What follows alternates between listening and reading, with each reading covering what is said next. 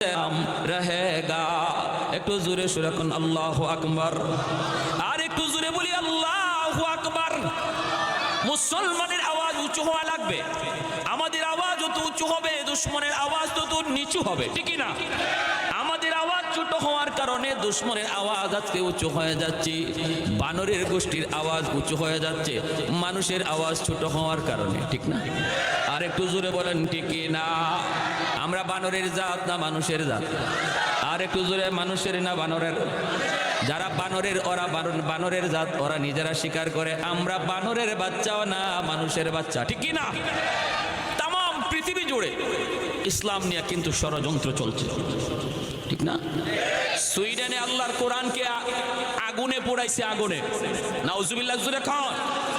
ইউরোপে আজকে আল্লাহর কোরআনের উপরে অপমান শুরু হয়েছে, এক দেশের পর আরেক দেশ। আজকে দেখলাম আরেক দেশ, ফিনল্যান্ড না কি জানি নাম, এই দেশও আল্লাহর কোরআনকে আগুনে পোড়ায় পায়ের নিচে ফালায় পারতেছে, নাউজুবিল্লাহ জুরে খান। একমাত্র কারণ আজ আল্লাহকে আমরা নারাজ করে ফেলেছি। যদি আল্লাহকে আমরা রাজি করতাম আর আল্লাহ আমাদেরকে পাশে রাখতাম, তাহলে আল্লাহ নিজেই বেঈমানদেরকে ধরতো। কেন আল্লাহ আমাদের উপরে নারাজ? কারণ আজ আমরা বন্ধু বানাইতেছি বেঈমান রে, বন্ধু বানাইতেছি ইহুদি রে, বন্ধু বানাইতেছি খ্রিস্টান রে। আজকে নবীর উম্মত করে চিনা যায় না। আজকে চুলের কাটিং দেখলে আর দাড়ির কাটিং দেখলে বোঝা যায় কোন খেলোয়াড়ের উম্মত, ঠিক কিনা জুরে খান? কয়েকদিন আগে আমরা যেই পাগল আসছিলাম আর্জেন্টিনা আর ব্রাজিল লইয়া, আল্লাহ কিভাবে রাজি থাকবে? কিভাবে? যেই নবী রওজায় শুয়ে শুয়ে তোমার জন্য প্রতিনিয়ত কাঁদতেছে, চোখের পানি ঝরা, সেই নবীরে ভুইলা তুমি মেসির উম্মত হইছো আর নেইমারের উম্মত হইছো। নবী তোমার জন্য সেই রওজায় শুয়ে শুয়ে কাঁদতেছে। একমাত্র কারণ আল্লাহ নারাজ হওয়ার, আল্লাহ নারাজ হওয়ার। প্যারে হাজিরিন, আল্লাহর কোরআনকে পুরাইয়া দিবে, আল্লাহর কোরআনের উপর প্রমাণ হবে। আর মুসলমান তুমি বেঈমানদের কালচার নিয়ে মত্ত থাকবে, কিয়ামতের ময়দানে আল্লাহর সামনে মুখ দেখাইবার কোনো সুযোগ আর উপায় আমাদের থাকবে না, ঠিক কিনা? তাহলে কোরআনের পক্ষে আওয়াজ তোলার দরকার আসেনি না নাই? আরে হাজিরিন, যারা আল্লাহর কোরআনকে পুরাইতেছে, আল্লাহর কোরআনের উপরে পা উঠাইতেছে, ভালো করে শুনে রাখো, ভালো করে শুনে রাখো। আল্লাহ ধরে না, ধরলে আল্লাহ ছাড়ে না। আওয়াজ দিয়া বলো ঠিক কিনা? আল্লাহ সুযোগ দেয়, কিন্তু আল্লাহ যখন ধরে পৃথিবীর কোন বাপের বেটার ক্ষমতা নাই আল্লাহর ধরা থেকে সরাইতে পারে। শুধু আমরা আল্লাহকে রাজি করব, এতটুকু কাজ হলো আমাদের ডিউটি হলো। মালিক, তোমাকে আমরা রাজি করতে চাই, যেই সমস্ত কাজে তুমি নারাজ হও এই কাজ আর জীবনে করব না।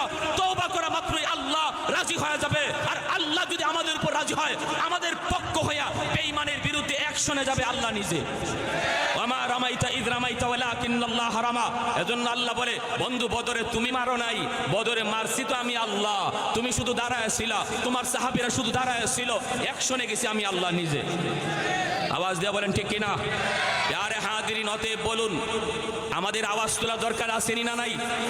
আমরা ঘুমায় রইছি, এই জন্য সুযোগ পেয়ে দুশমনরা যা মন চায় তা করতেছে, আমরা ঘুমায় রইছি। আর মাঝে মাঝে এইরকম দুই একটা অন্যায় করে অপরাধ করে আমাদেরকে টেস্ট করে, আমরা ঘুমন্তনা সজাগ, পুছা দিয়ে বুঝে আমরা ঘুমাই রইছি না সজাগ। প্যারে হাজিরিন, আর ঘুমায় থাকার সুযোগ নাই, তাড়াতাড়ি করে জাগো, নতুবা মায়ানমারের হালত বাংলার জমিনে হবে।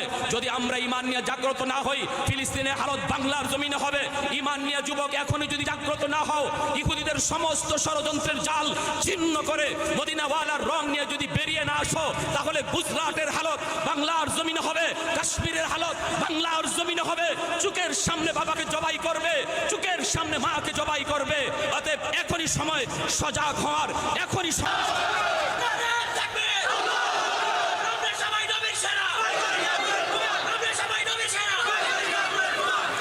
পশ্চিমাদের চোখ পড়েছে কাবাগরের প্রান্তরে, ব্রিটিশ দালাল দল বেঁধেছে ধ্বংস করতে চায় কারে। পশ্চিমাদের চোখ পড়েছে কাবাগরের প্রান্তরে, ব্রিটিশ দালাল দল বেঁধেছে ধ্বংস করতে চায় কারে। আল্লাহ পাকের ঘর, তোর সাহস থাকলে ধর, ঠিক না? আল্লাহ পাকের ঘর, তোর সাহস থাকলে ধর, দো জাহানের মালিক যিনি পবিত্র কাবা। ওই আরবের দিন বাঁচাতে সত্য ন্যায়ের মুক্তি চাই, মুহাম্মদের বাহিনী আজ আসলে তোদের রক্ষা নাই। ওই আরবের দিন বাঁচাতে সত্য ন্যায়ের মুক্তি চাই, মুহাম্মদের বাহিনী আজ আসলে তোদের রক্ষা নাই। মুহাম্মদুর রাসূলুল্লাহর বাহিনী আসেনি, হাত উঠে বলো আসেনি। একটু একটু দাঁড়াও, জেগে ওঠো ওহে মুসলমান, আর কতদিন দিন ইসলামের সইবে অপমান। একটু দাঁড়াও, জেগে ওঠো ওহে মুসলমান, আর কতদিন দিন ইসলামের সইবে অপমান। রক্ত দিয়ে পবিত্র ওই মক্কা মদিনা, সেই জমিনে সিনেমা হল চলতে পারে না, ঠিক না? এ যুবক, কালকে পত্রিকার মধ্যে পড়লাম ফিলিস্তিনের জমিনে কি পরিমাণ অন্যায় অত্যাচার শুরু করেছে ইসরায়েল হায়নার দল। গাজা উপত্যকায় প্রতিনিয়ত মুসলমানের লাশ, গাজার জমিনটা মুসলমানের রক্তে লাল হয়ে যাচ্ছে।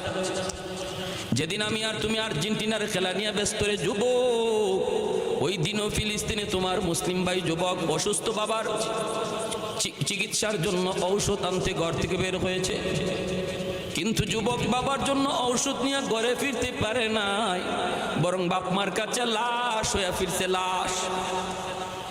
এ যুবকের জন্য বলি, আর কত তোমাকে আমাকে ফেসবুকের গেমের মধ্যে ফালাইয়া, খেলাধুলার মধ্যে মত্ত লাগাইয়া দুশ্মন অন্যদিকে ইসলামকে চিরতরে মিটাইয়া দেওয়ার ষড়যন্ত্রে লিপ্ত। তোমারে আমারে পাগল বানায় রাখছে, মত্ত বানায় রাখছে, নেশার ভিতরে ডুবায় রাখছে। এটা হলো এদের ষড়যন্ত্রের জাল, ষড়যন্ত্রের জাল। তুমি একটু বুঝো, ষড়যন্ত্রের জাল ছিন্ন করো, মদিনাওয়ালার রং ধরো, নবীজির রং ধরো। এই রংটারে দুশ্মনরা ভয় পায়, এই রংটারে বেঈমানরা বড় ভয় পায়। এই রংটা ধুইরা তুমি ময়দানে দাঁড়াও, তোমার পিছনে আমার মালিকের কুদরতি হাত থাকবে, ঠিক কিনা জোরে কর। একটু দাঁড়াও, জেগে ওঠো ওহে মুসলমান, আর কতদিন দিন ইসলামের সইবে অপমান। রক্ত দিয়ে পবিত্র ওই মক্কা মদিনা, সেই জমিনে সিনেমা হল চলতে পারে না। আরো জোরে ঠিক কিনা? মসজিদে আকসার ইমাম গুম হয়ে আছে, বাইতুল মুকদ্দাসের ইমামকে গুম করে ফেলেছে ইহুদি হায়নারা। মসজিদে আকসা ভাঙ্গা এখানে গির্জা বানাইতে চায়। মুসলমানের প্রথম কিবলা বাইতুল মুকদ্দাস ভাঙ্গা ইহুদিরা গির্জা বানাবে, আর আমি আর তুমি ঘুমায়া থাকবো। জবাব দিব কি আল্লাহর সামনে? যার যে পজিশন আছে সেখান থেকে প্রতিবাদের আওয়াজ তুলতে হবে। আওয়াজ দিয়ে বলো ঠিক না? যে জায়গায় আছি সেখান থেকে প্রতিবাদের আওয়াজ তুলতে হবে। বাংলাদেশে যেই সমস্ত ইহুদিদের এজেন্ট আছে, এদেরও দাঁত ভাঙ্গা জবাব দিতে হবে। আরে হাদিরিন, আলহামদুলিল্লাহ উলামায়ে কেরামের আওয়াজে, তৌহিদি জনতার আওয়াজে পাঠ্যপুস্তক থেকে এই ডারউইনের মতবাদ ডাস্টবিনে ফেলানোর সিদ্ধান্ত নিয়েছে বাংলাদেশ সরকার। আমরা ধন্যবাদ জানাই সরকার বাহাদুরকে। এই বানরের গোষ্ঠীর মতবাদকে পাঠ্যপুস্তক থেকে বাতিল করার সিদ্ধান্ত হয়েছে। আলহামদুলিল্লাহ, সবাই কোন আলহামদুলিল্লাহ। কিন্তু মনে রাখবেন, এরা এখানেই চুপ থাকবে না, এরা আরো ষড়যন্ত্র করার চেষ্টায় থাকবে। ওরা যতটা সজাগ, আমাদেরকে এর চেয়ে ডাবল সজাগ হওয়া লাগবে। আওয়াজ দিয়ে বলেন ঠিক কিনা? উলামায়ে কেরামের সাথে থাকবো। উলামায়ে কেরাম যখন যে আওয়াজ দেয়, মনে রাখবো এটা এই উলামায়ে কেরামের নিজস্ব কোনো ব্যক্তিগত স্বার্থে নয়। তারা মেম্বার, চেয়ারম্যান, এমপি হওয়ার জন্য আপনাদেরকে ময়দানে ডাক দেয় না। উলামায়ে কেরাম যদি আপনাদেরকে ময়দানে ডাক দেয়, মনে রাখবেন সেটা আপনার স্বার্থে, সেটা আপনার ঈমান বাঁচানোর স্বার্থে, গোটা মুসলিম উম্মাহর স্বার্থে উলামায়ে কেরাম আপনাদেরকে ডাক দিবে। মায়ার নবী বলেন, আলাইকুম বিমুজালাসাতিল উলামা ওয়া ইসতিমাই কালামিল হুকামা ফাইনাল্লাহ তাআলা ইউহয়িল কলবাল মাইয়িতা বিনূরিল হিকমা কামা ইউহয়িল আরদাল মাইতাতা বিওয়াবিলিল মাতার। মায়ার নবী, রহমতের নবী ভবিষ্যৎবাণী করে গেছেন, উম্মতের দল ফিতনার জমানায় মহা দৌলত ঈমান যদি বাঁচাতে চাও, তাহলে আমি নবী ভবিষ্যৎবাণী করে গেলাম, আমার উম্মতের উলামায়ে কেরামের সাথেই মিলেমিশে থাকবা।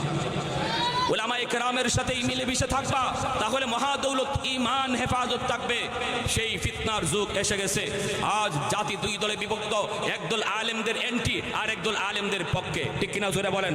আমরা আলেমদের বিরুদ্ধে থাকবো না, আলেমদের পক্ষে থাকবো। হাত উঠে আল্লাহকে দেখান। আমরা পক্ষে আছি, জোরে বলি আল্লাহু আকবার। আরো জোরে আল্লাহু আকবার। মাশাআল্লাহ। প্যারে হাজিরিনের জন্য বলতেছিলাম, আমাদের সজাগ হওয়ার সময় উলামায়ে কেরাম কখন কোন দিকে নড়তেছে, উলামায়ে কেরাম কোন দিকে কোন লাইনে হাঁটতেছে, উলামায়ে কেরাম আমাদের কি মেসেজ দিতেছে, এগুলা কান খাড়া করে